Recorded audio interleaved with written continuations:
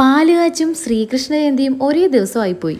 അതുകൊണ്ട് തന്നെ ഈ കൊല്ലം അമ്പുടുവിനെ കൃഷ്ണനായിട്ട് ഒരുക്കാനായിട്ട് പറ്റിയില്ല. ഇത് ചേട്ടൻ്റെ ബെസ്റ്റ് ഫ്രണ്ടായിട്ടുള്ള വിഷ്ണു ചേട്ടൻ്റെ പാലുകാച്ചാണ്. രാവിലെ തന്നെ ഞങ്ങൾ സ്ഥലത്തെത്തി.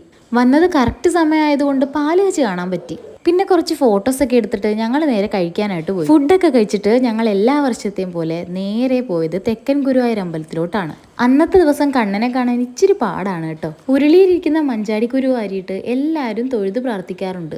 അമ്പുടുവിന് മഞ്ചാടിക്കുരു വാരാൻ ഭയങ്കര ഇഷ്ടമാണ്. ശ്രീകൃഷ്ണ ജയന്തി ആയതുകൊണ്ട് ഇന്ന് ഒരുപാട് കുട്ടികളെ കണ്ണനാക്കി ഒരുക്കിക്കൊണ്ട് വന്നിട്ടുണ്ടായിരുന്നു. അങ്ങനെ ഒരുക്കിക്കൊണ്ട് വന്ന കണ്ണന്മാരിൽ ഒരു കുഞ്ഞു കണ്ണനാണ് ഇരിക്കുന്നത്.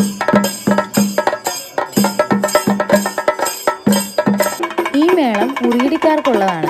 എത്ര രസമായിട്ടാണ് അവർ കൊട്ടുന്നത്. കുറച്ചു നേരം ഉറിയടിയൊക്കെ കണ്ടിട്ട് ഞങ്ങൾ നേരെ പായസം വിളമ്പുന്ന സ്ഥലത്തോട്ട് പോയി. പായസം കൊടുക്കുന്നിടത്ത് നല്ല തിരക്കുണ്ടായിരുന്നുകൊണ്ട് ഞങ്ങൾ പായസം കുടിക്കാതെ തിരിച്ചുപോയി. വീണ്ടും ഞങ്ങൾ പാലുകാച്ച് വീട്ടിലോട്ടെത്തി. അങ്ങനെ ഉച്ചയ്ക്ക് നല്ല അടിപൊളി ബിരിയാണിയൊക്കെ കഴിച്ചു. ഉച്ച കഴിഞ്ഞപ്പോഴേക്കും നല്ല തിരക്കൊക്കെ ആവാൻ തുടങ്ങിയിട്ടുണ്ടായിരുന്നു. വൈകിട്ട് ചായയും ബജിയും പഴംപൊരിയും ഒക്കെ ഉണ്ടായിരുന്നു.